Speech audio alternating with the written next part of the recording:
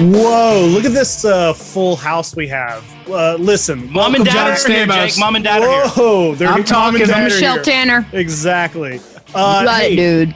Welcome back to YHS on Monster Island. I'm Jacob Walsh. With me, Jay Key. Thank you, sir. And Okay. hey, you're not just Jacob Walsh though. You're not. Ooh, here it comes. You're not just no. This is how we roll in YHS on Monster Island. You're the Sultan of Safubi. You're the chairman of Chigokin. You're the royal ruler of Resin. You're the only man I know badass enough to have a collection made exclusively of space titanium. You're a trend master, a popey pastor, a kaiju die caster, soft vinyl never plaster, and everyone's favorite podcaster, Mr. Jacob Walsh. Whoa! Wow. Yeah. Put that on a plaque. Dude, I want to make that into a sound bite. I'm going to put that as anybody calls me, I have to listen to that before I'll answer the phone. My titles, please. Yeah, don't respond unless they do the whole thank thing. you. I will never get old of that. Hey, also joining us tonight, Yeah. Craig Goldberg and Abigail Gardner. Yes. What's up, guys? Yes. Yeah. I've come to check on. We rudely interrupted. This is like when the king goes to the small towns that he rules over, and Just to stay on the sniffs. See what the peasants are up to. Maybe not the king, but definitely the unofficial mayor of Hapeville, Georgia, and the shoguness of the Shoba Gene, Miss Abigail Gardner. Whoa. That's so cool. I'm taking that. by the way, It's if I almost really, like magic when he does that. it's pretty damn cool. magic. I think I could probably run for mayor here and possibly win. So we'll see what happens. Yeah. You would have the I toy believe collector you vote. could. Yes. You would have the toy collector vote. That would be my platform, folks. We need a toy store in this town. Yeah. And some more cats. So Jay and Jake, I got to ask you, why am I here? This is Why not do you part of my plan. I just did the other one. The other one. Well, listen, I figured, on this show, we kind of just, whatever we want to talk about, we just decided that tonight we're going to do toys, and I figured Godzilla toys it's kind of all over the place. There's a really big, a wide range of things, of collections, where you could start, where you could go with it. And, I just figured Craig, you created Toy Anxiety. You're the biggest toy collector that I personally know. So you're the biggest toy collector I personally know. Oh, thank you. Jay, you're pretty big too. And She's pretty big too. even though Abby, you count. Abby's here. I matter. We're definitely the junior varsity, Yeah. Abby, apparently. Dude, yes. We're the B team. Black Series Junior. By the way, Jay, your displays though you have the curation skills. Yeah. I mean, look at toy that. And hunting. we'll talk about it later. It's even getting more curated. So we'll talk about it later. But yeah. Okay. It's escalating. I'll tell you that. I just figured, even though you guys aren't big into kaiju or Godzilla, it's kind of just learning about some things and you toys to have insight to this conversation, I think. Sure. Mhm. Yeah, I'm happy to. I mean, so we're going to talk. I'm new to the world of kaiju and Godzilla collecting, but it's Yeah. beyond fascinating, and I'm excited to be here. Well, hey, Yeah. real quick, I do. Jake, if you don't mind, before we get into toys, we're recording this on April 29th. And for those that don't know, this marks on this day in 1964, I think maybe the greatest Godzilla movie of all time was released in Japan. And that, of course, was Mothra Gojira, or Mothra versus Godzilla. Yep. So we have to pay homage to the greatness that is that film. One of my favorite, I think if you had to define the golden era of kaiju and the golden era of Toho, I think it's that film. So we have to, like I said, pay our respect to the greatness For sure. of Takarada, Yeah, Izumi, dude. and all those guys. Does that mean we have to sing the song in full right now? We have to teach everybody the song. You guys are the musicians. You guys can do it. Work on it. Abby, go for it. Mothra. I don't know if that's the right one or not, but No, that's good. You're good. Yeah. I like Thank it. you. I dig it. Thank you. I do. Thank you. I do think before we get into toys, we would, not be a great podcast if we didn't kind of talk about the tiny bit of news that's happened over the last few days, where even though it's nothing official, there is some talks for the Monsterverse to continue, and they're talking to Adam Wingard to just do the next film. So how do you guys feel about that? I read this. Do we feel good about him coming back after Godzilla vs. Kong? Is he the right man to continue this franchise? Well, I think he definitely did a good job with Godzilla versus Kong, but I did like how they kind of had a different director every time, and I think that was a cool thing to start. But if they're just jumping into it, his movie made the most money. Let's keep it going immediately. Then why not? Jay, what do you think? Well, first off, I fully admit I was wrong, because if you listen to our Godzilla versus Kong podcast, I'm like, you know what? Doesn't matter how much money to make. They're not continuing this thing. So, I will sit here and eat crow. But I'm, honestly, like, I'm not like super excited. I think that them going into what would leads to a lot of us are leading to believe that it's going to be a Kong direction, whether it's Son of Kong or whatever. I think it makes sense. I think it'll be solid. It'll be good. It's not something that if they told me they were remaking, Destroy All Monsters, or they got the rights to Gamera or something just totally out of the blue. But it's logical, and I'll be there on opening day with bells on. Yeah, for sure. What about you guys? Well, I think it's exciting that because after King of the Monsters came out, and it really didn't live up to, at least financial expectations, after like people flocked to 2014 and Skull Island as well. So coming into this movie after all the delays, it was kind of like, is this going to be it? Are people going to care? But this was the right movie at the right time. People were ready to go back to the movie theaters. And like, because it was like the Godzilla versus Kong, like that just sells itself. Like people want to go see the two biggest monsters of all time beat the shit out of each other.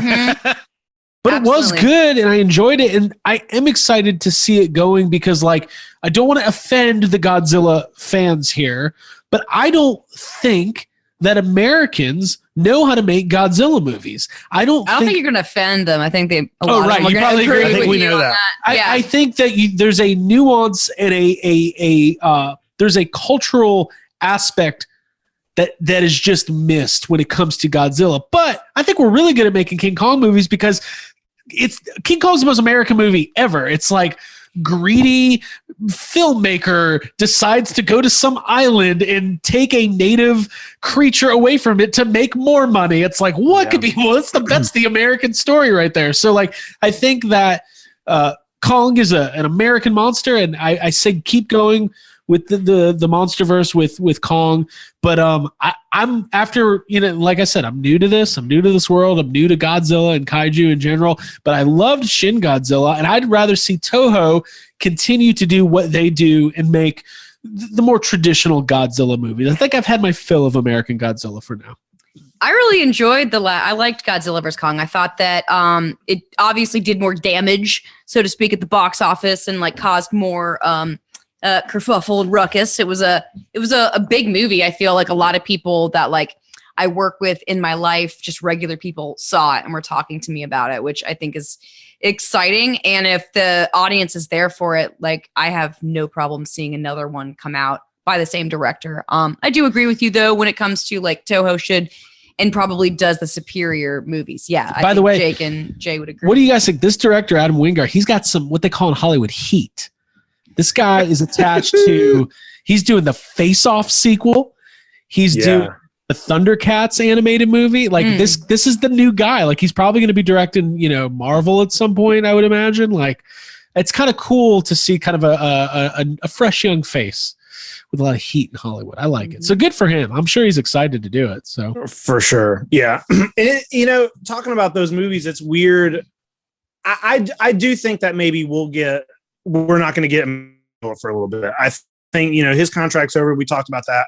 I don't know if they're going to renegotiate, sign another contract or what, but I think it would be great if they can keep MonsterVerse going just without Godzilla for a little bit. And then that way, like you said, they can do real Godzilla movies over there. No matter what, Jake, and not to interrupt you, this is going way better than the Dark Universe. It's also going, in 2014, whenever I was very, very excited, more than I've ever been about anything, for the 2014 Godzilla film. And at that time, there is no way that I would have even thought that was getting a sequel, let alone we're, 4 movies in, possibly going into number 5, a TV show, whatever. So I can't complain about it. But one of the things they're kind of throwing around is Son of Kong.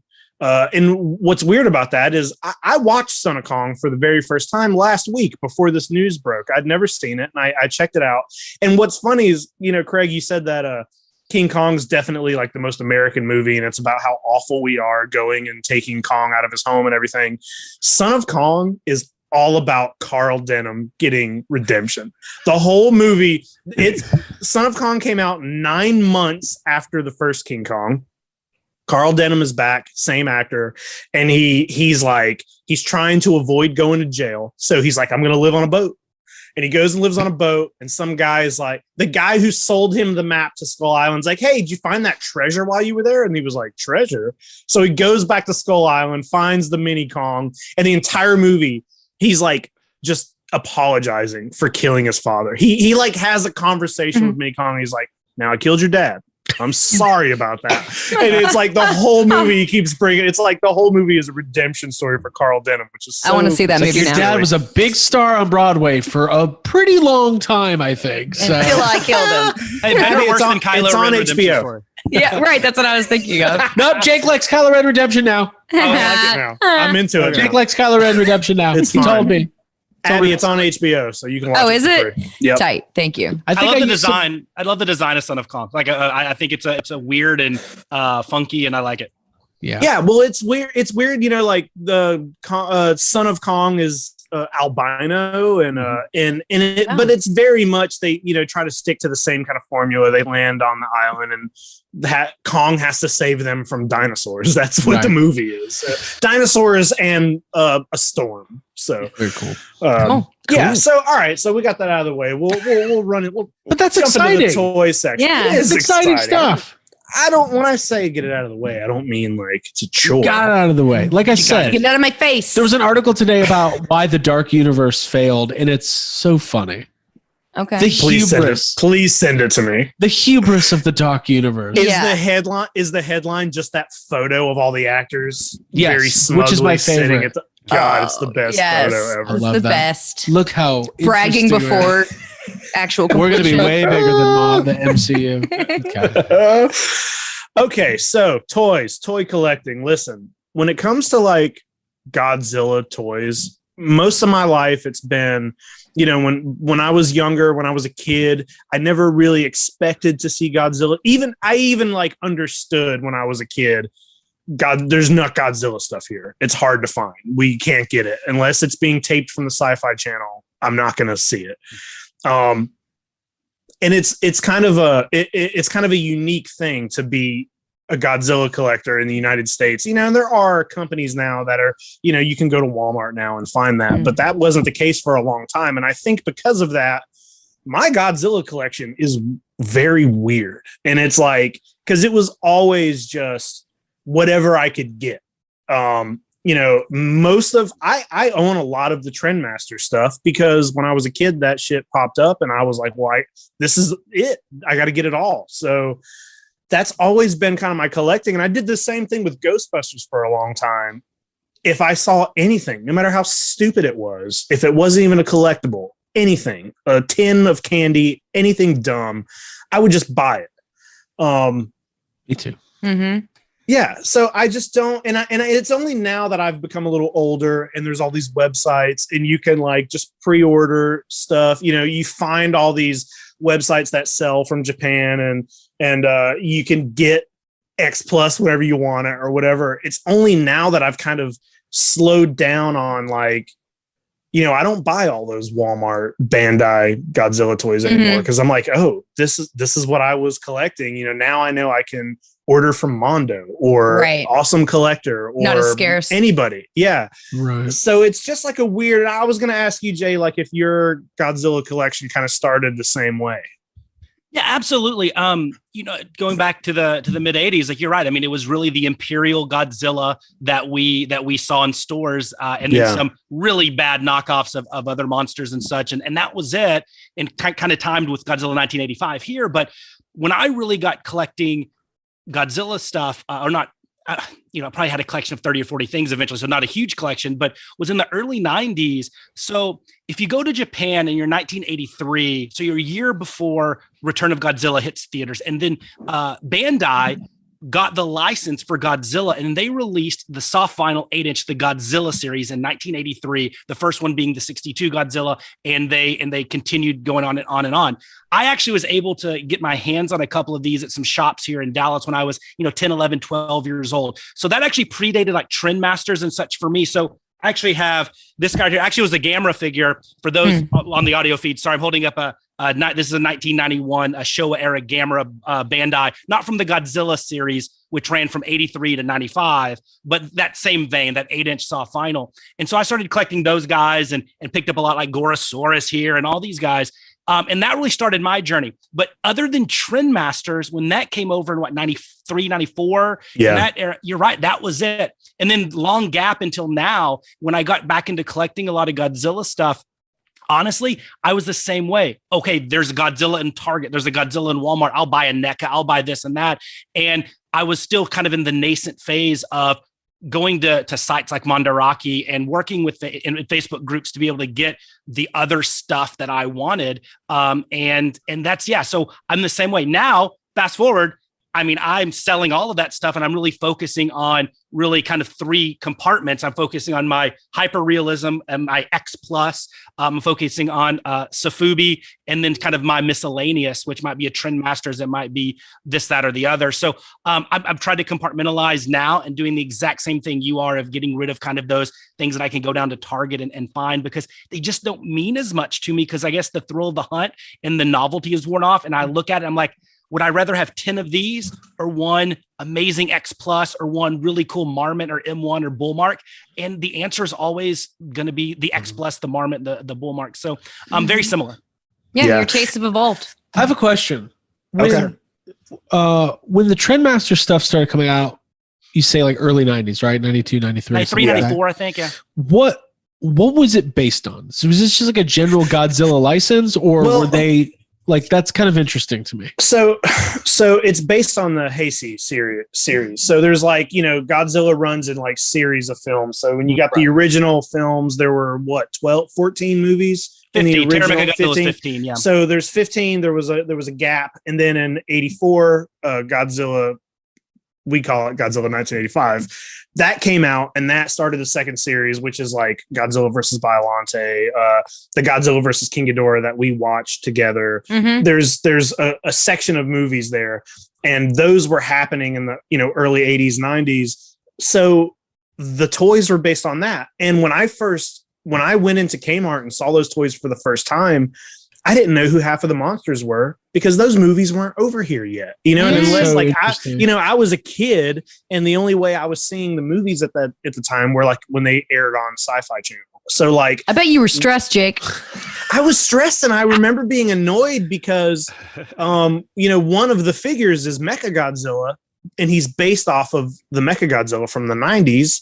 And I remember being like, what the fuck is this? I remember being like, this doesn't look anything like Mechagodzilla. Because I walk to the front register at Kmart, and you're just like, wrong, ma'am, this is wrong. The production old error. 74 is the only Mechagodzilla in my head. So I'm like, I don't know what this is. And then I remember, having a comic book that had an ad for Godzilla Wars, which was a Trend Masters line. And in it, it was a picture of Godzilla and Space Godzilla. And that was the first time that I had ever seen Space Godzilla. And I was like, what the fuck is this? And when I saw him in the store, I was just like, holy, like Space Godzilla, Mogera, like all those I was like, this is my first time seeing any of these through a toy line. So Trend Masters gets the license from Toho to do American Godzilla toys for the first time in a long time. Yeah.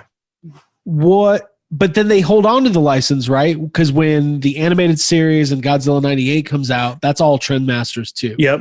Mm-hmm. So anytime you have been referring to Trend Masters the last 7 years of our friendship, I've always just assumed you're talking about stuff that came out in the late 90s, but I didn't realize there was this 93 based on the 80s movies. That's really cool. Yeah. It was 93, 94 was the first wave, and that's the one that you'll see with the bright green Godzilla. And I don't know if it had a subline or a tagline. And then you'll notice that kind of stops at, like, a lot of the monsters that they do kind of stops there, I believe, at at Godzilla versus Mechagodzilla. So it would have been 93, 94. Yeah. And then they do the next wave is Godzilla Wars. And that's when they introduce, which would have been the next movie, which would have been Space Godzilla. And they get to Doom Island, which is a whole different thing. Well, I know Jake's is a Doom master. Island, like, yeah. I mean, the Trendmasters Godzilla line, like, I've seen people say that it's part of the reason that Trendmasters had some trouble later. It doesn't on. exist anymore. Yeah, because of they also had Extreme Ghostbusters. Yeah, the Doom Island line didn't even come out. You can get it, and it was sent off to some stores, but they canceled it really early, so it's like not even. Yeah. They're a little harder. Some cool to get. monster designs though. Yeah. Well, it was monsters, and they also all came with dinosaurs for no reason. It was like you would get Godzilla and a Tyrannosaurus Rex. But it was also like a very, very like Americanized toy line, because it was, I mean, you could put it right next to your Kenner, like the packaging was very Kenner inspired, and they had a line of humans that were just all made up, and it was called the Godzilla Force, and they all came with a little badge that you could wear that has Godzilla's face on it, says Godzilla Classic. Force, and they look like Power Rangers. They're not in anything. I mean, there was a Godzilla Force, but it's different, and it's just like, Every figure comes with a card, a little collector's card, which is fun, and mini comic and a lot of them. Yeah, and the Trendmasters line, it was huge. They made so many things, like it's so far beyond just toys. Like they made, banks, little gigapets, every the handheld tigers, handheld games. Yeah, there's a ton. It was so far beyond toys. It's ridiculous. If you go back and like try to look at a list of all the Godzilla stuff, there's tons of it, and I love it. Like, even though a lot of the monsters are wrong, like they beefed a lot of them up and gave them like muscles and made them look. So there's a few that's like, that doesn't look. They gave Biollante legs. It's like, it's a very weird line, but I am super nostalgic for it, and I love it. Yeah, and for you, Craig and Abby, like the Trendmasters, I'm trying to find like a comparison, like in the Godzilla or the Kaiju collecting community. It's kind of viewed almost like, I don't know, maybe like a spirit pack. Like you don't really talk about it. Like, it's kind of like a lesser line. Now I get it. Now I understand. Totally get it. Yeah, now I get it. But it's funny because I'm like Jake. I don't collect them. I have one of the 40th anniversary variety packs. But other than that, like I don't collect it. But I mean, that was a huge moment when collecting those, like live and in real time, which I never had before, going to a Toys R Us or a Kmart or a Walmart or wherever it might be. It's pretty cool, but like, it's not a very like respected line for whether that's right or wrong. I don't feel that way, but that's how it's kind of viewed within the community. It's interesting. So as an outsider looking in, the one thing about this world is I find it to be overwhelming, because for one thing, you're dealing with almost 70 years at this point, right? Of media that this could be based on. And I guess I know that toy collecting and action figures and statues is big within this world, but like, did that start at the beginning? Like, or when did the merchandising Origins, really? Because like, I really don't know. Like, is that something that happened like over time? Jay, I think you're kind of the encyclopedia on this part. So I do love this. Is one of my favorite parts about Godzilla. So if you go back, and I won't spend too long, I'll give the Cliff Notes version. But no, if you go back to post-war Japan, right? Like this is right after that, like the Americans were able to control what the Japanese exported. And so it started with little die-cast toys and things of that nature. Chogokin is what it came to be called later. And like cars, like American Jeeps and Cadillacs and stuff. And then eventually, so that really was the first big thing that the Japanese government or the economy was able to export to other countries, and they were huge hits. And a company called Marathon was one of the first to do that. So you fast forward, as toys are huge in Japan, you fast forward to 1967, which is really the year of Kaiju. It's what it's referred to in Japan, because not only do you have Ultra Cube leading into Ultraman, you have, Godzilla versus or Ebra Horror of the Deep and Son of Godzilla. I mean, Kaiju is the rage. It is the biggest thing. The Emperor's kids are going out there and they want Kaiju. And it was Marusan in the late 60s that decided to basically say, hey, we're going to create the monsters that we see on Ultra Q. They got the Super Eye license, and create little soft vinyl because it feels more monstery than die cast. And they took a chance. They got a ceramic sculptor to come in there and create what we now refer to as sofubi or soft vinyl. It's more of an aesthetic now than actual material,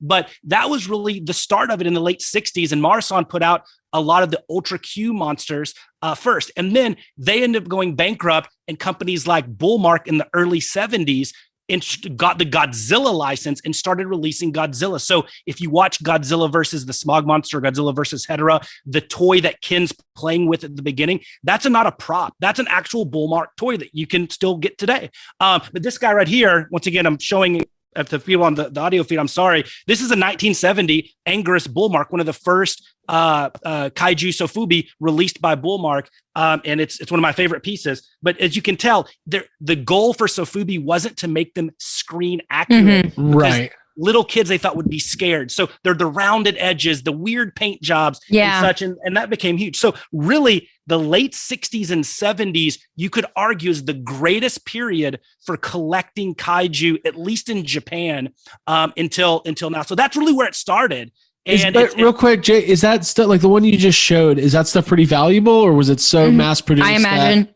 So it's still being produced today. I mean, now the companies this is just some of the companies that produce sofubi. I mean, you have the new incarnation of Marathon, you have Marmot, you have Gigabrain, you have Toygraph, Pilot Ace, Bullmark, M1 Mondo is about to start putting out soft vinyl Godzilla. Everybody's doing it now. And I mean, they're in each of these companies, Craig, literally thousands of different variants for these monsters, because they will do, like Marathon, I think, is the farthest end of the spectrum. They will do a run of 20 that are exclusive to their brick and mortar store on Princess Street in Tokyo, and that'll be and that variant will be highly sought after. Obviously, there will be G-Fest exclusives. There'll be all these different variations throughout the year, throughout their entire line of kaiju, and it's endless. So today, some of these go for, very minimum, like entry level for some of these sofubi, at least in the couple hundred bucks, $150 to $200. Some of them in the thousands,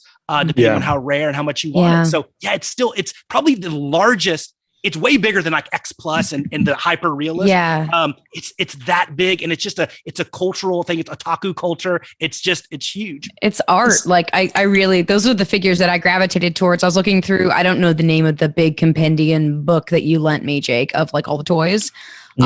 But Vinyl Conflict, the soft vinyls like really popped to me. I was like, I would go to a museum and walk through and look at all the variations and all the different color jobs. I think it's really cool that that makes it more exclusive and rare to whoever released them. I don't like how expensive they are, because I would like to own some. Some of them are ridiculous. Some of them are ridiculous. I kind of always didn't like them for a long time. I was just like, I didn't get it, and I was like, why do I want to spend all this money on something that doesn't even look anything?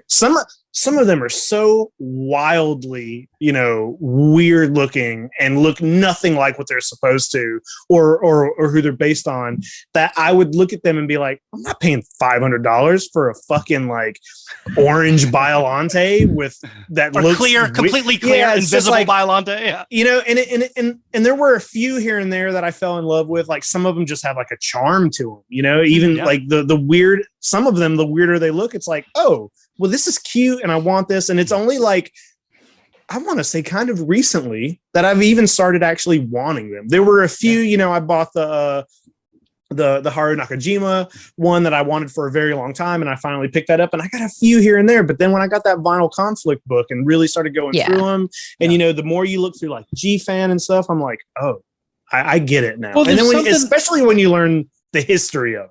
Yeah, that Toy Tokyo spot we went to up in New York was like, they have a lot. So that's like that was like I need to know more about it. It's like you could see them in a book or something and be like, you know what, this isn't really for me. But then when you're in front of them, you're like, oh yeah, they're designer toys. They really are designer toys. Yes, and it has a history too. Like to Jake, I'm glad you mentioned that. I think that's a big hook for me, is that it's not just these kaiju that I love. Like these are like, they were instrumental in revitalizing the Japanese economy for so long, and they're huge over there. And there is that tie. I mean, you could argue like, the G.I. Joe action figure that came in the 60s, this was kind of in the mid 60s too. I mean, very competing on who really kind of created kind of action figure culture and collecting culture. There's a claim to be made from what Marasan did with the Sofubi in the 1967 and compared to G.I. Joe. I mean, it really is. It's kind of crazy. Yeah. Craig, you had something you were going to say there? Well, I think there's something to be said about wanting an action figure or a model that looks, hyper realistic. What you see on screen, this is my favorite version of Godzilla. I want that version in toy form. But I think there's specifically something with the soft vinyl and the different colorways and the fact that kind of knowing the history about it, how it was aimed at kids, but clearly collectors take it over like they do with everything. Right. So it's not really for kids anymore. I think that makes it like severely unique. And I think that, and it's hard to find a comparison for something, like American. Like I don't, because, American toy collecting and American action figure collecting, it's very much like if you're looking at vintage, it's all about, when we talk vintage, we're talking, mid 70s into the 80s into the early 90s. Like it's all about these properties, right? So it's nostalgia for Teenage Mutant Ninja Turtles, Ghostbusters, G.I. Joe. There's a cartoon associated with it. We had action figures based on the cartoon. And there's nothing really like this where it's this, specifically Godzilla, this series of movies that has been going on for, a lifetime. Longer than a lifetime. Like you're born and they exist and you grow up with them, and there's just this tremendous amount of merchandise. That's why I say it's like overwhelming. It's like, because we're used to the kind of like my brain computes what Playmates does. It's like there's a new King Kong Godzilla movie. Here's the action figures for the movie. Look, there's King Kong figures, there's Godzilla figures. Some of them look a little bit different, but this is more like you can have one figure of a monster made in multiple different sizes and hundreds of different color variations. Like, where do you draw the line as a collector? Like, do you need multiples? Are you getting, a bunch of them? Like, it's just he's got two. Yeah. Right. These are awesome. Like Gigabrain Gigans here. These came out. This one was a Super Fest, a toy festival in Tokyo. It was an exclusive to that. And they're literally, Gigabrain, I think, has the exact same mold and about, I think, probably 8 or 10 different colorways for Gigan. And it is overwhelming. I think when you said that, Craig, that's the right word. There isn't another word. Like, how do you jump in? Like, I think if you say, I want to collect vintage Star Wars, there's resources you can find, a comprehensive list. There's not really for soft. Right, there's no checklist for this. It's not the kind of thing where you can just be like, oh, I'm going to collect only this, toy line. You just can't do it because it's too big and it's been going on for your entire life. So it's like, you just can't do that. So that's part of the reason maybe, Craig, we were talking about how like, it's a little easier for me to just be like, well, I'm just going to get, this figure from this line. I don't want to get the whole thing. And you're more of a like, well, I got to get the whole line kind of guy. Right. And maybe that's because I've been conditioned by Godzilla toys my whole life, just having to pick and choose or just you know what? I think you just can't. Because it's just one figure, 300 different ways. Exactly. And when I first started going to conventions, it really like, when I was in middle school, I had to do this might have been elementary school, honestly. I think this was elementary school. We had a project we had to do where we had to write to a magazine. And I was like, Mom, I need you to find out if there's a Godzilla magazine that I can write to. And G-Fan existed. There is. I wrote to G-Fan. I love this story. And I was just like, I don't remember what it said, but I wrote to G-Fan and JD Lee's wrote me back. He sent me a couple issues in the mail and wrote me like a nice little letter. It was cool. And then when I got old enough, I started buying that magazine. And as soon as I looked through it, there's tons of ads in there for like Godzilla toy stores that are here in, the United States. And I remember, I got a little older. I was visiting some family in Massachusetts and I was like, let me look through my G-Fan to see if there's any stores. And there was a store and I made my uncle drive me to the store. And it's the kind of stores that we go to anytime we go somewhere now. You know, it's just a toy store. This is your origin story. But this is my origin story. But it was a toy store like we go to that was it was all kaiju. It was all Japanese, you know, imported stuff. And I had no fucking clue what I was looking at, what to do. I remember my uncle judged me so hard because like I just spent all the money that was given to me for this trip on maybe 3 things. Well, what else are you gonna do? You don't need. Yeah, your food and board. You're covered. Hey Jake, I have a question. Was that store in Stoneham, Massachusetts? Maybe. Okay, because the reason is my guy, the guy that I got all my toys from was he lived in Stoneham, Massachusetts. He had a store called Japanese Monsters. I couldn't imagine there was a ton of them in there. Maybe. In fact, when I flew up, I was 12 or 13. My mom flew me up to the Chiller Theater, the 95 convention, which is, you know, a giant horror convention. But at the time they advertised the largest collection of Godzilla vendors stateside. And so I flew up there and went there to meet Doug Rotundi, who ran Japanese Monsters in Stoneham, Massachusetts, because he was the guy that was like my guy getting all the Heisei tapes from Japan. Hold on. Yeah. How old? So you're 12 and you're flying by yourself. This is an amazing story. I love little Jakey. My dad was a pilot, so we're airlines and stuff. We're comfortable. Okay. No, my mom did go with me because they would not let me go to because I was under 18. You had to be 18 to get into the I'll do some research and I'll see how far that place is from Springfield, Massachusetts. Okay, and if it's like within a couple hours, then it's probably the place. I'm gonna find out right now. Yeah. What was the name of the town? We're looking it up. What was the town? I think it was Stoneham, Massachusetts. Doug Rotundi, I think. Stoneham, Massachusetts. From Springfield, Massachusetts. All right, so Stoneham. I think it's Stoneham. Stoneham. Okay. I got to find out if this. You guys might have run into each other. Okay, Stoneham to Springfield, Massachusetts is 1 hour and 39 minutes. That was probably it. Dude, I love this. I met Doug in 1995, so I was, I guess, 13 or 14 years old. So I did meet him. He was a good guy. You probably met him before me then. Probably, yeah. He was my guy that got me all my VHS tapes and all my. I mean, he sold me this guy right here. So I'll have to. Doug. I remember. Like Doug? I still have all the figures that I bought. And I remember, like, I'll go through my collection and I'll pull them out and I'll send you a picture of what I bought from that dude. But that kind of thing is like, it's like a whole other world, you know. And when I first started going to convention, you know, my first convention ever was Dragon Con, and for the first 4 or 5 years, there was one vendor who he still is there every year.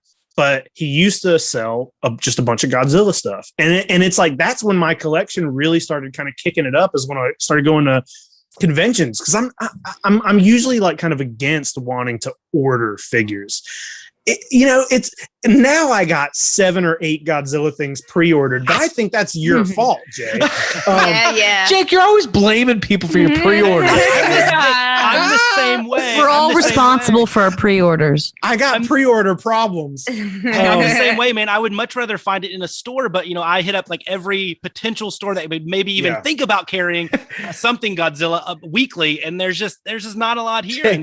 So it's like, Jake's always like, I don't like pops. I'm like, you like POPs, pre-order problems, because you got plenty of pre-order problems.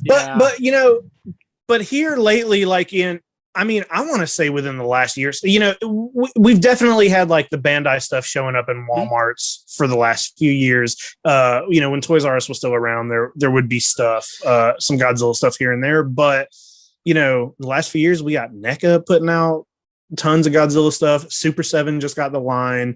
I want to talk about that. Yeah, well, that's why I'm bringing it up, Craig. Mezco just got, Mezco's putting up some really great, cool Destroy All Monsters stuff. And like, I know, Craig, you were saying, me and you had a conversation where you had said, like, at some point, I'm probably going to buy some Godzilla stuff. And I almost got a little offended by you because I have been at toy shows with you and watched you buy an entire line of toys that I have never heard you speak a word. You know what? We were at a toy show and you bought all that Captain Planet stuff. And I don't think me, you, Abbey, or J.K. have ever said the words Captain Planet to each other. And you just went for it. And I like that about you. But I'm like, well, when's he going to fucking buy a Godzilla? You know why? Here's the reason. Oh, I want to buy Captain Planet toys. Cool. What year? 1990. What's the toy company? Whatever. Tycho. What are the figures? Here's a checklist. Was it Tycho? I don't know if it's Tycho. Investment. Whatever the company was. Why can't you just pick up a Godzilla toy and I'm going buy it? That's what I did. Oh, this is a good segue into the. But that's why exactly. That's why I wanted to bring it up because now we're in a world where like all these major companies are starting to do. We were at Universal Studios, Jay, whenever those Mezco box sets dropped, and I said, "Hey guys, we need to sit down for a minute. I got to order some toys." Nick's getting a new ride called. And I was like, Craig, toy store. I was like, Craig, pre-order problems. I was like, Craig, this is a new line. Two box sets. Why don't you pick them up, man? I thought about it. Thought about it hard. And they look good. They look like good figures, man. And it's very good. Monsters.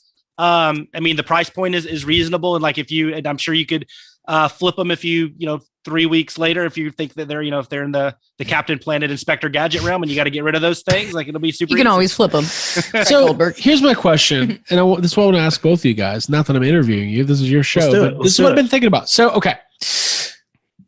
I know you guys are going to cover toys in depth a lot on this show, and you're going to have long discussions about stuff from the 60s and 70s and all that stuff. And I can't wait. But right now I have to ask this. NECA has had the license.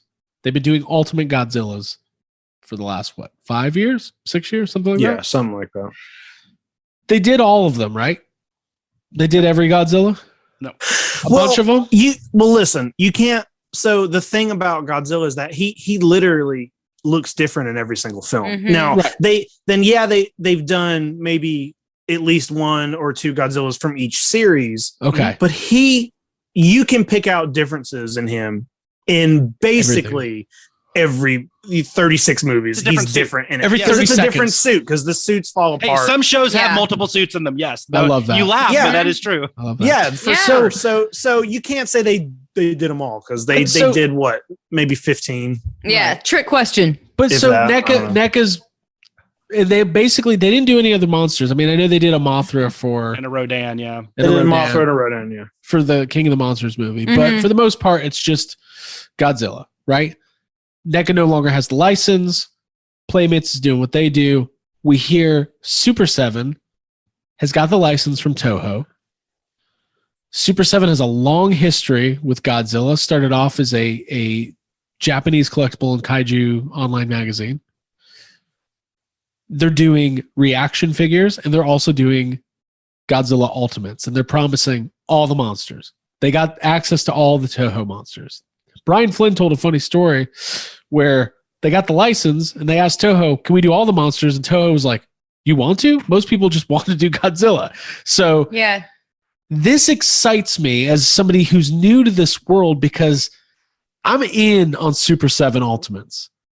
I have all the Ninja Turtles waves. I got some of the Thundercat stuff. I got the Disney pre-order. I'm in on Ultimates. I like the way they do it. They put out a wave. Yeah. You pre-order it. It comes like 9 months later. Then they announce wave 2, wave 3. You can't get them in stores. You can only get them online. It works for my brain. And I like the idea of starting at the beginning of a line. Yeah. Mm-hmm. So, Jay, I'll throw it back to you. I want to hear from everybody. Does this excite you, or does this not fit into your 3 compartments you talked about earlier? No, and if I remember, there's the really nice, and then the hyper realistic, hyper real, and then miscellaneous.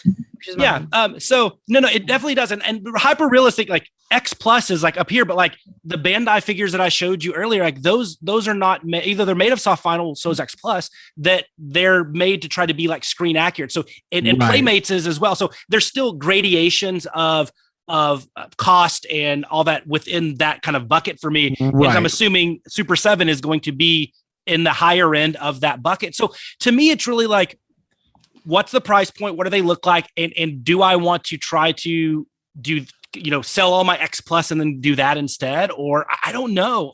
It's unrealistic that I'm ever going to collect all the X Plus, but maybe because some of the original ones that they go for $5,000, $6,000, $7,000, that's not going to happen. But with Super 7, maybe I can, but I don't know. I have to see it right now. My gut is that the first wave they open up, I will be buying it, and then I'll kind of play it by ear after that. But yeah, it's very exciting, especially anytime that other monsters are being done. Really, X Plus is the only one doing it at that level, because the Sofubi, that's a totally different ball game. So yeah, I'm very excited, but I'm not going to put, sign it in blood that I'm going to be a live. I want it in blood. I know, Super 7 collector. It's more of a wait and see, but yeah, I'm very excited. So the price point should be, the ultimates are about $55 to $60 a piece. And I'm guessing these will be, 7 to 9 inch figures. Like, nice. Like probably maybe just a touch bigger than the NECA figures. Or comparable, but I better think knees.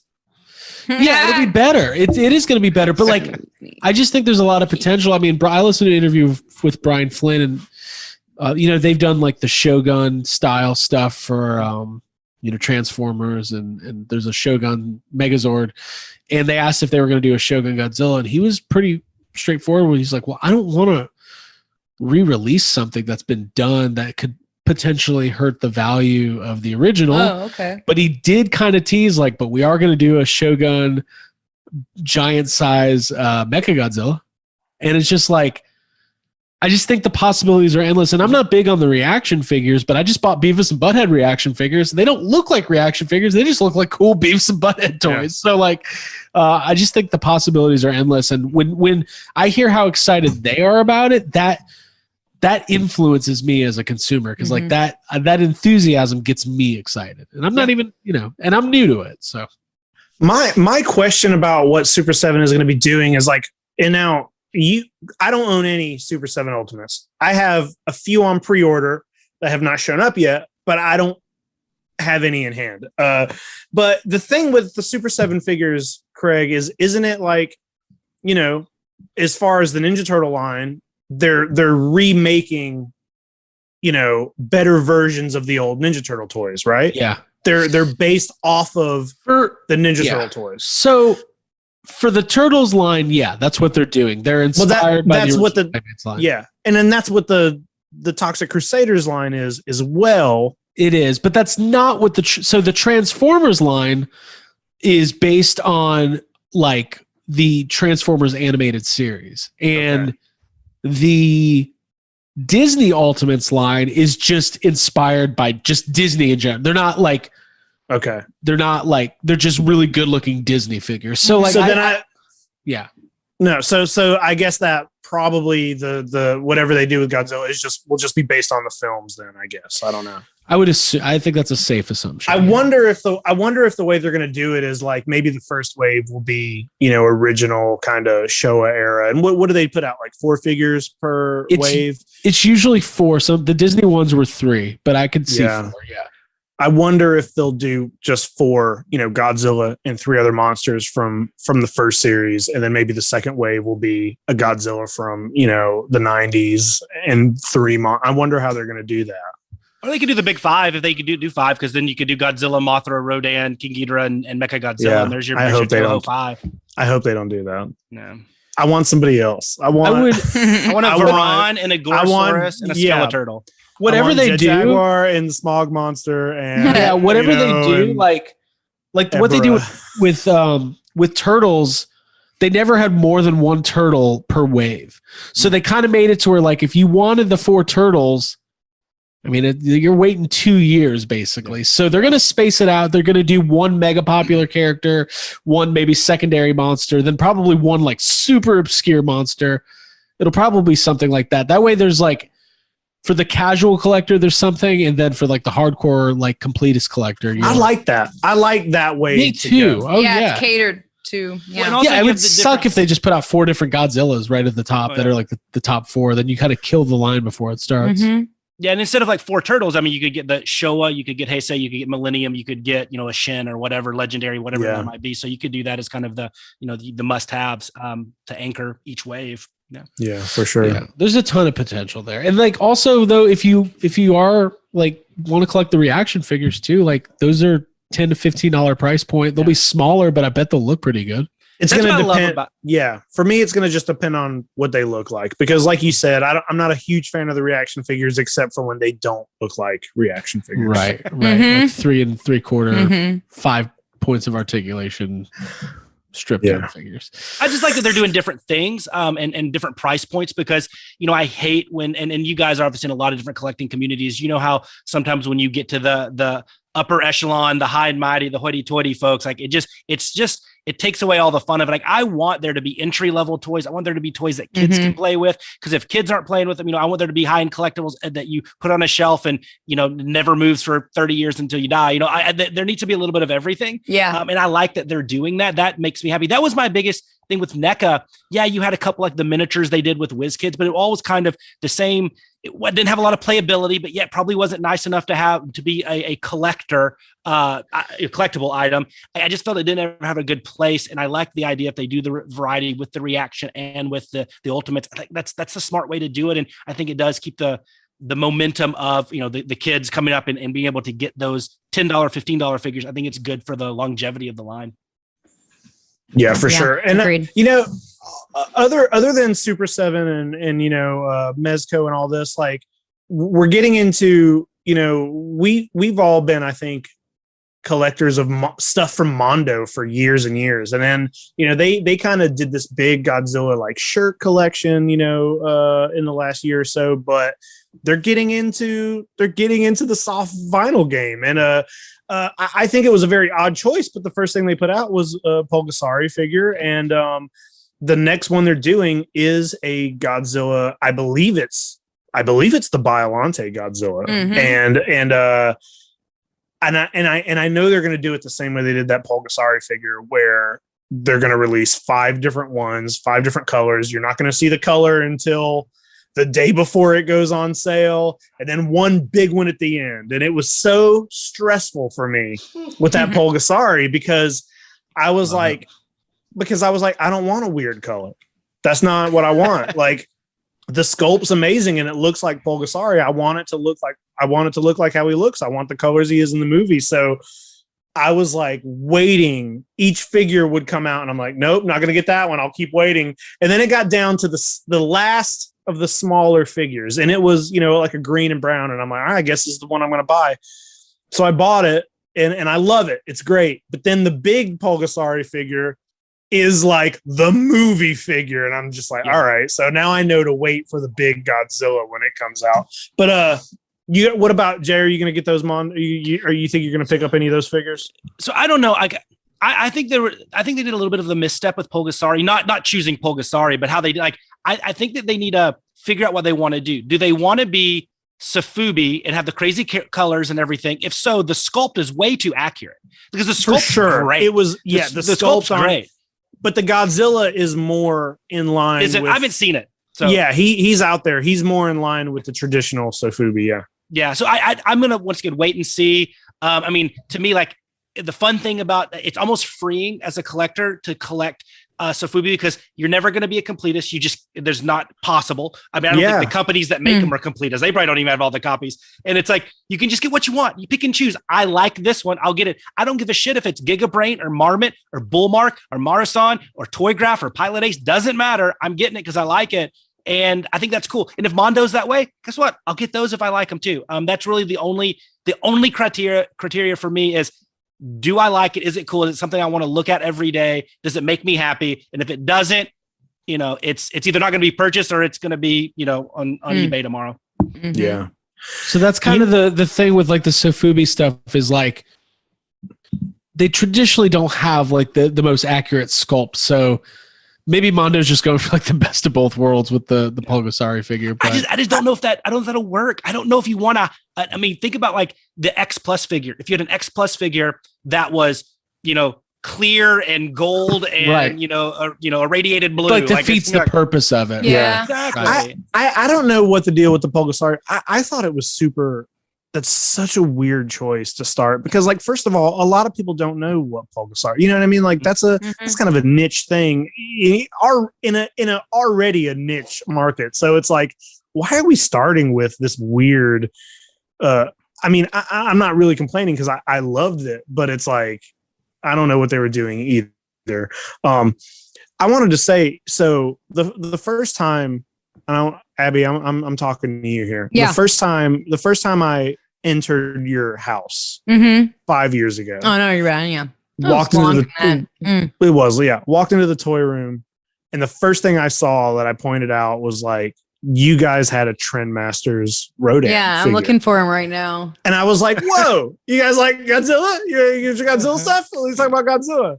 And that was just one that you had just picked up because you thought he was cool. That one was from childhood. Like that one I've had forever. And I told you we used to watch Mystery Science Theater 3000 with Gamera. So there I saw Rodan or two. So that I don't know when it entered the picture for me, but I always loved him. Yeah, and that's definitely I would buy more. I like you walk into a room full of Ghostbusters stuff and find one tiny Godzilla. We got friends. It's Godzilla radar, man. Are we best friends now? Yeah, we're that did it. But like the one of the reasons I wanted to have you guys on is just because, like, in the last year or so we've all, Abby, you started watching Godzilla movies. Yeah, dude. And because of that, Craig has had to start watching Godzilla. I feel like I have forced Godzilla on both. That's fine. I like that. There's nothing wrong with that. Nothing wrong. It's a subculture that I want. I've so long. I'm telling you, there's something specifically about Godzilla and kaiju culture that is. I don't want to be a poser. Like I don't want to act like I know what's going on. Like even when we were in LA, we went to the Godzilla pop-up store. I was like, I'm out of my league right now. Just being out in public, I'm already out of my league. But like, you just got to have the love for it. You got to figure out, you know, what part of it you love. But then people start asking questions. I'm like, oh. And the funny thing is kaiju and Godzilla culture, it's smaller than the greater, the tokusatsu culture when you factor in all like the Henshin TV shows like Ultraman and Kamen Rider. I mean, as big as Godzilla is, Ultraman is much bigger in Japan than Godzilla. And that is, and all the kaiju related to that and all the different series and everything, Super Sentai and like I said, Kamen Rider and all those, like that is beyond. I mean, kaiju is really like when we think about Godzilla and Gamera and that type of kaiju film is really a smaller niche within the greater tokusatsu community. And it's scary because I'm not an expert in tokusatsu. I can kind of barely get my way through like having a decent conversation on it, a deep conversation on it. But it's like I said, Jay, it's hold on. Than that. I don't know if he's calling you out. I love calling people out. Jay, you're so funny. I remember the first time you came over, it was right when I was starting to like toy around with re-engaging with Power Rangers. And Jay gave me this speech. Jay was like, yeah, I'm about to do my best, Chicky. Was this at Waffle House? It was, we were at the house. Jay was like, self-deprecates, and then Jay was like, he's like, I don't really know. He's like, I'm a little bit familiar with Super Sentai, and I don't really know much about Power Rangers. I did just recently watch the first 92 episodes, and I'm just like, well, then you're 1,000 times more than I'm ever going to do. More than I do. I think it was 50 episodes, but whatever it was. Hey, when the kids go to bed, I'm sitting there. I have about 2 hours to just binge. Hell yeah! And it's usually just that. So I love it. No, but it's cool. Like it's a cool world. And listen, like because Stay Puft Marshmallow Man's the only kaiju that's ever been part of my life. There was a print in the Ghostbusters 30th anniversary. I believe Troy Benjamin has this print on his wall. It's called Confectionery Kaiju, and it's a Japanese style statement. And I've always liked that print, and I've always wanted it. But I don't know. It doesn't make sense for me to try to like look backwards. Like, listen, if I saw a cool like Safubi, like 1970s with a cool colorway and it was a decent price, like I might pick it up because I really have like Abby was saying, like I have a respect for the design and stuff. But as far as like the modern stuff, I'm totally going to get in on the Super 7 stuff because I think it's a cool awesome point. And like I can like also like it's only 3 or 4 figures at a time, so like I can be like, oh cool, maybe I haven't seen this monster from this specific movie, and I can like you can kind of learn as you go. And I think that's a little bit more my speed, I think, if that makes sense. Abby, what about you, Abby? I'm different. Oh, I pick and choose at this point. Like after I kind of did my binge of Godzilla movies, whatever, a couple months back now, I just wanted to open the floodgates and like anything I saw in a store, kind of like Jake, like you were saying in the very beginning, it's like whatever you get. And like I was sending you that rainbow Mothra that I found at Full Circle. Yeah. Like that's fine, but I was like, well, I'm fucking getting it. Like this is cool. I like Rainbow Mothra. Yeah. And then I got some of those little finger guys when we were at Toylanta. Some of the Ultraman, yeah. Craig was getting Captain Planet. Yeah. While Craig was buying Captain Planet, me and Abby were just going enriching our lives. Bin of Ultraman finger puppets. Well, people consider Captain Planet the like Godzilla of America. I think he would be closer to like the Ultraman of America. Right. It's all about the environment. Well, I was hoping you would do what you've done for Phantom Menace and the goodwill that you've created for that brand. Yeah. I'm hoping maybe you could do that for like the '98 Godzilla. Maybe that'll be the next one. Dude, you'll be the only one collecting. I gotta take it to the to the top. A home for unloved franchise properties. Listen, if you're bringing up '98 Godzilla, let's talk about that for just a minute, because that was a weird. I was in middle school when that came out, and that was a weird time because, like, that was the first time.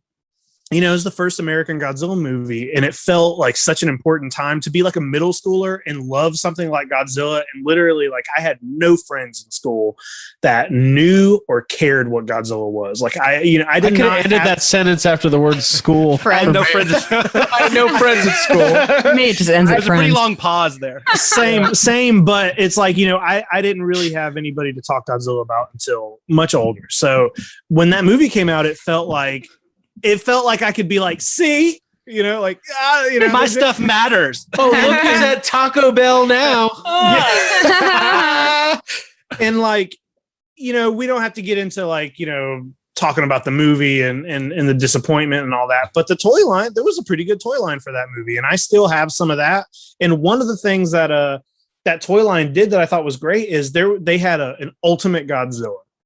And he's like, I think it says it on the box, over 2 feet long. It's very big for just like, for those kind of toy lines back in the day, if that figure would come out today, it would be, I think, hundreds of dollars, because it's a very big, shelf space, sturdy figure. It's not like cheap plastic.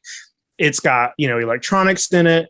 You can like pull his, he could eat things, it was a big, nice figure. And I bought it, have had it since that movie, since '98. And recently I was doing some cleaning in my toy room, and I noticed he was like leaning kind of far, and I'm like, well, what is happening here? And I looked, and his leg had broken, just like over time. It broke off, and I'm pulling it off the shelf, and then one of his arms falls off, and I'm like, this thing has reached the end of its life. And it's sitting in my floor in here, and it has one leg, another leg missing a foot, and no arms. And I'm just like, it's done. It's done. You got an old yeller, that kaiju, man. You got dude, it's done for. But it's like, let's shoot it.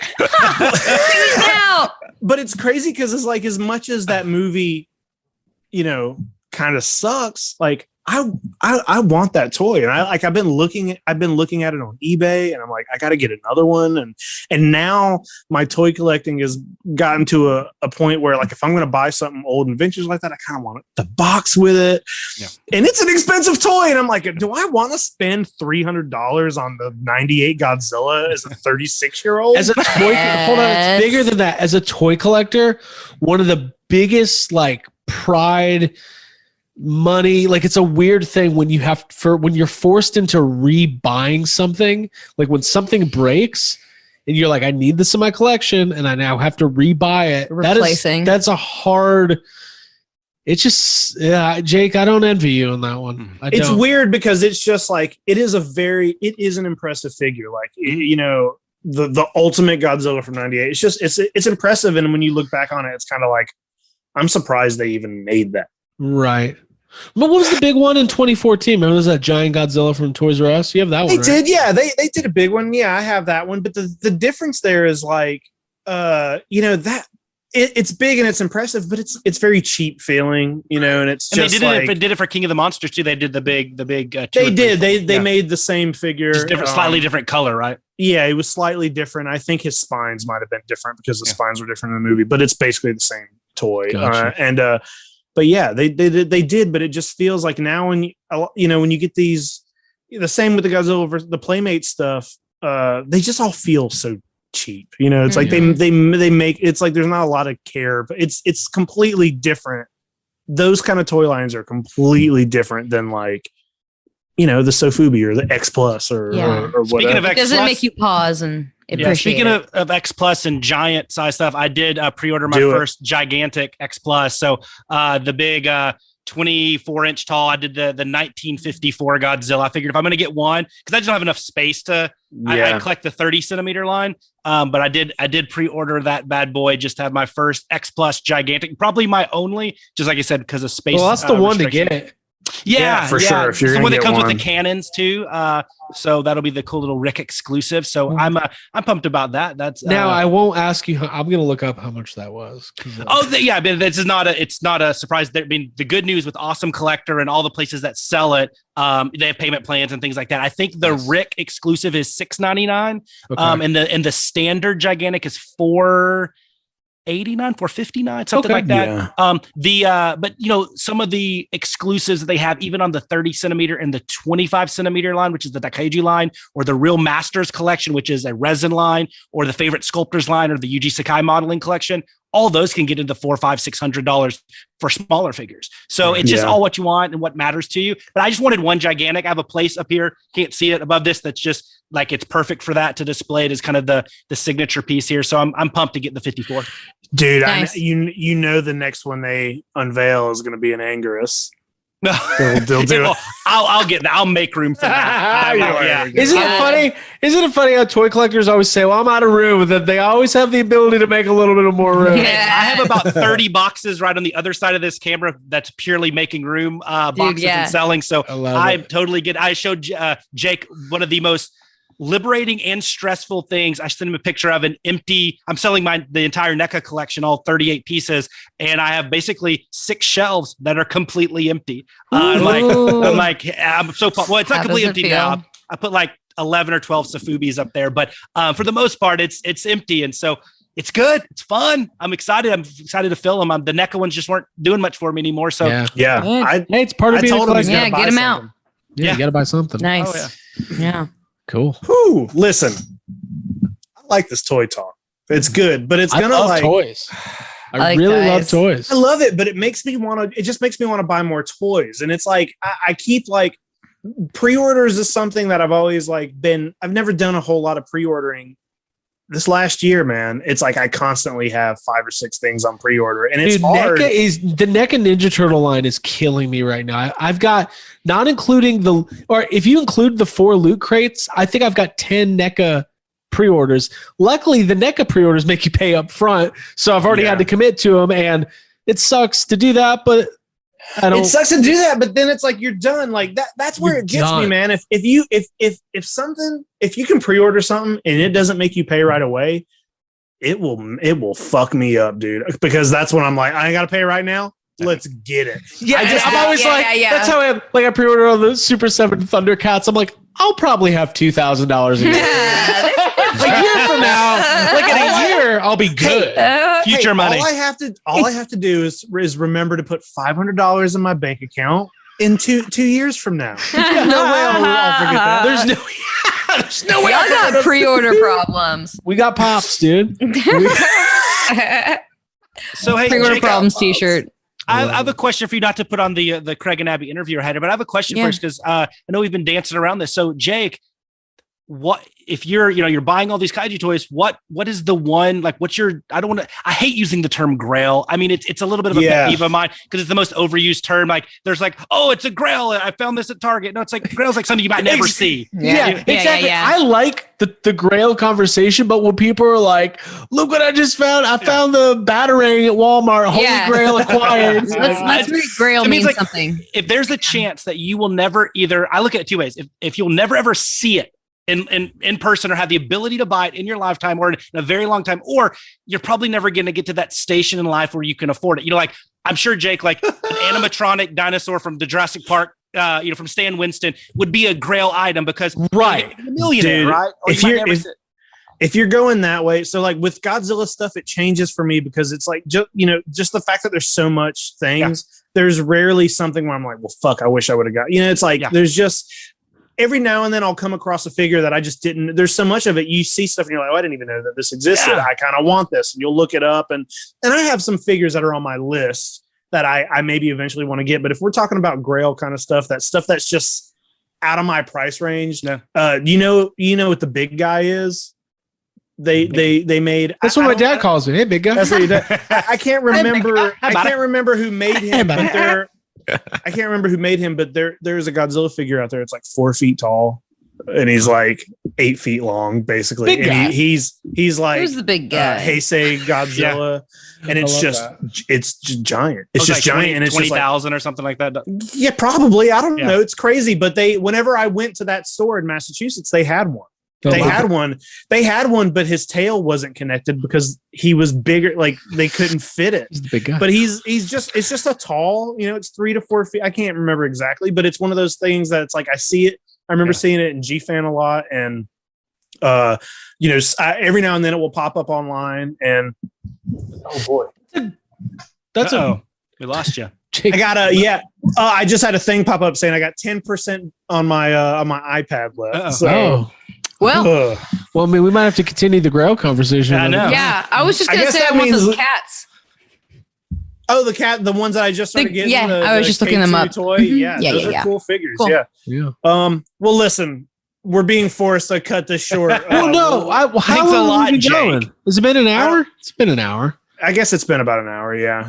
I guess that's not short, is it? It's just the fact that we could talk about toys. We could go for 10 minutes. Yeah. This is a 10-part conversation. I do believe the Grail thing is overused, and I think everybody's definition of it is a little bit different. Like it's fluid. Yeah. It's fluid. Yeah. But like if you're like, oh, this is a holy grail of mine, but there's 10 available right now for sale on eBay. Exactly. Yeah. Like I think Grail is more like something you're looking like. I think it doesn't even have to be financial like value. No. You can have sentimental value. Like you have to pine. Yearn. Yeah, you have to pine, you have to yearn. It has to be hard to find. You have to get out there and find that goddamn Grail. You can't just sit back. Yes. Yeah. Right. Like I know, right. And I think like for me, like maybe like a personal Grail would be almost like a Harold Ramis signed Ghostbusters 2 poster, like something where it's like super specific. I would there might be one out there, but I'm never going to find it kind of thing. But yeah, if your Grail is readily available on websites and scarcity matters in order for it to qualify. I agree. What about you, Jay? We'll do yours real quick.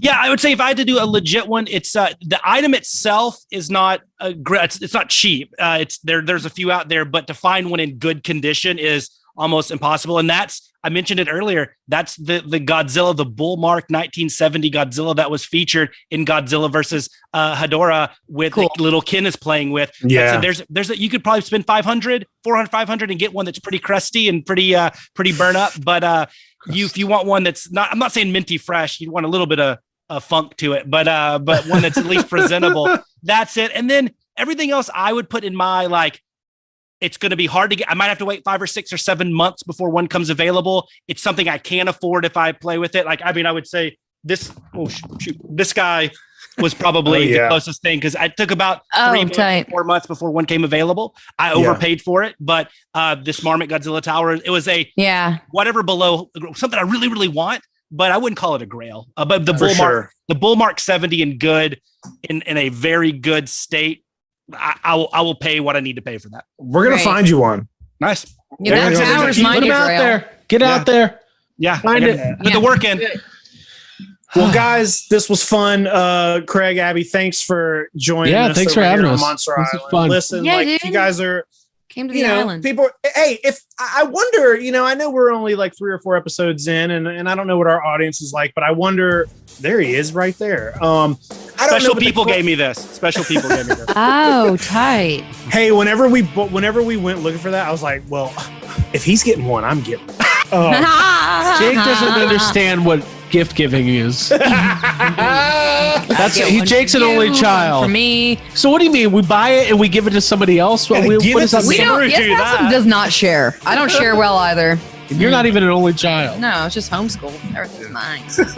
Hey, if you're listening to the show, if you listen to this and you're just like you're one of the Godzilla side of our listeners and not a YHS listener, go listen to YHS too. Yeah, listen to all of them. That's another podcast we do. Yeah, so we've been doing that. And that toy anxiety show is pretty good too. Toy anxiety, YHS. There's a bunch of us. Hey, they're calling. My food's here. I'm leaving. Here. Yes, Bye. We did it. Guys, Food. thanks for joining us. We'll see you guys later. Peace out. Peace out. Kaiju Shinkeki. Yay. It's here. Okay.